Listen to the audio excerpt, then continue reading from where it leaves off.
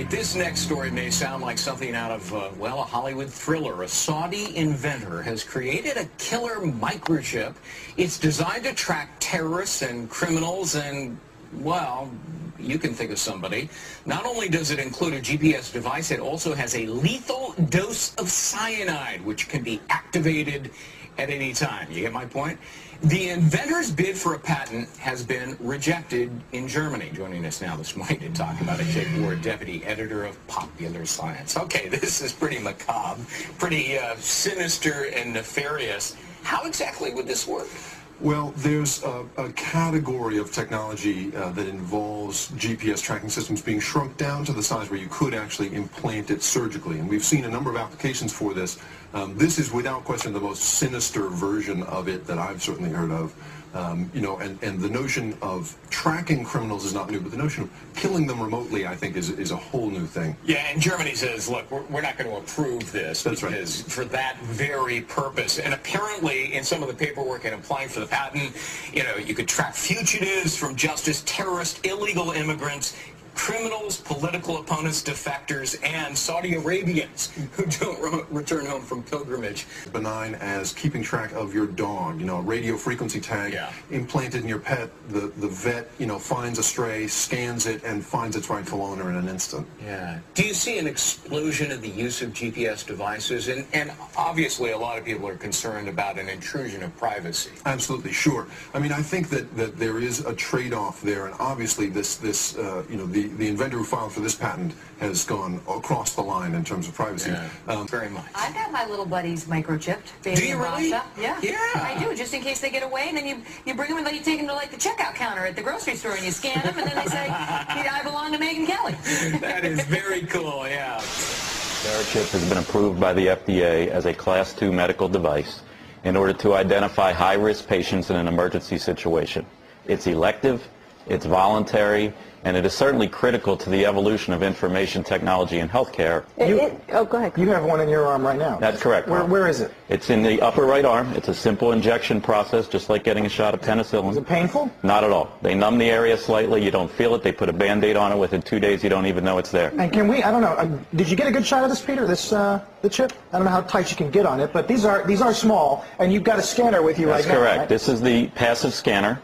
The critics would say, and I listened to it, and I'm trying to figure it out, but they use the they word a lot. Is there a vast RFID conspiracy out there that is they would say this is a slippery slope. This is the first thing. This is the way you lull us into a false sense of security. We all get these things. And then the next thing you know, I don't know, We're it's making like Soylent Green. Like the Trilateral Commission, or the whole world gets taken over, like in Terminator 3 or something. Is anything? I mean, do we need to worry? There's no conspiracy, Joe. You sure? I'm sure. I'm looking at you. I'm looking at your eyebrow. It twitches when you say that a little bit. And I'm looking back at you. Come off? And let me say this. Let me say this. As far as the RFID industry is concerned.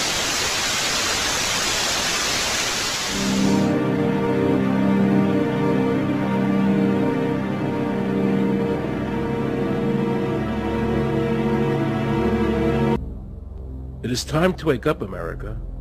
These ID cards are not about defeating terrorism, but they are all about controlling the American people.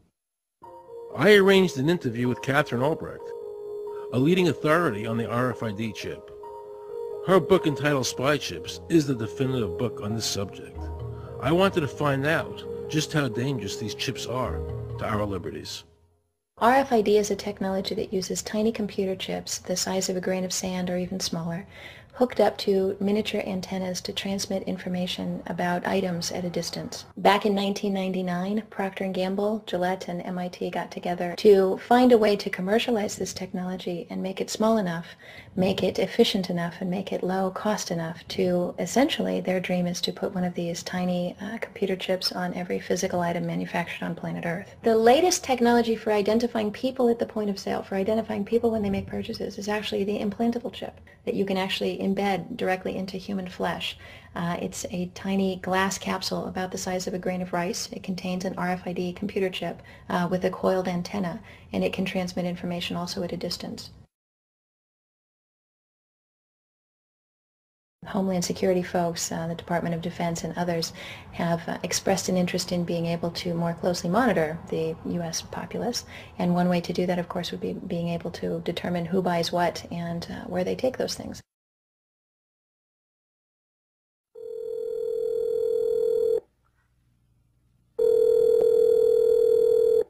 Pizza Palace, guaranteed hot in 30 minutes or it's free. This is Mary. May I take your order? Hi, Mary.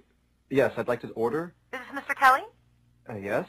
Thank you for calling again, sir. I show your national identification number is 610-204-999-8-45-54610. Is that correct? Yes. Thank you, Mr. Kelly. I see you live at 736 Montrose Court, but you're calling from your cell phone. Are you at home? I'm just leaving work, but I'm... Oh, we can deliver to Bob's Auto Supply. That's at 175 Lincoln Avenue, yes? No, I'm on my way home. How do you know all this stuff? We just got wired into the system, sir.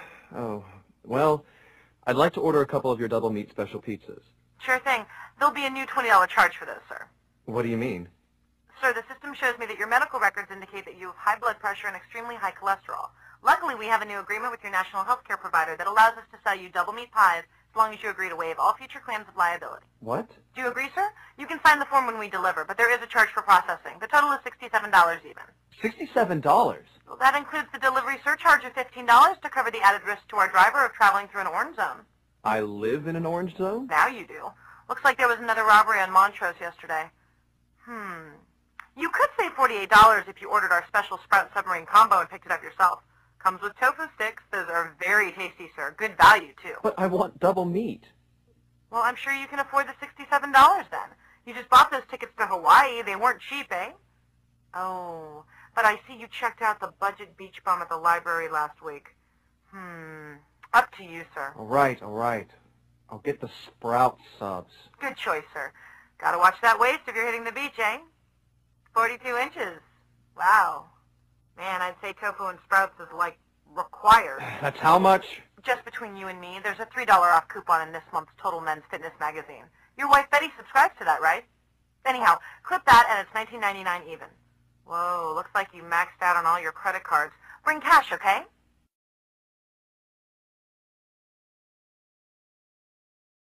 PLD stands for Personal Locating Device, which is an implantable GPS for which our company owns a patent. The hybrid of the two of these products, being Digital Angel and Verichip, is what we call PLD. PLD should be in prototype form by the end of this year, by December of 2002. We have a Florida family who are really pioneers in a brave new world. They have volunteered to be the first ever to have microchip identification devices implanted into their body. After 9/11, I was really concerned with the security of my family. In the 1960s, Professor Jose Delgado took a normally hostile bull and implanted electrodes into its brain. Electrodes that could be activated by a radio transmitter. His objective was to see if stimulation of the bull's midbrain could short-circuit the rage signals, stopping the bull before it reached the matador. After the bull had recovered from the implantation and in mid-charge, the button was pressed. The bull's aggression ceased instantly. A clearer experiment was performed with cats. In this classic example, the hypothalamus, the rhythm maker, was implanted with electrodes. Could it be responsible not just for rhythms, but also for rage? The switch is turned.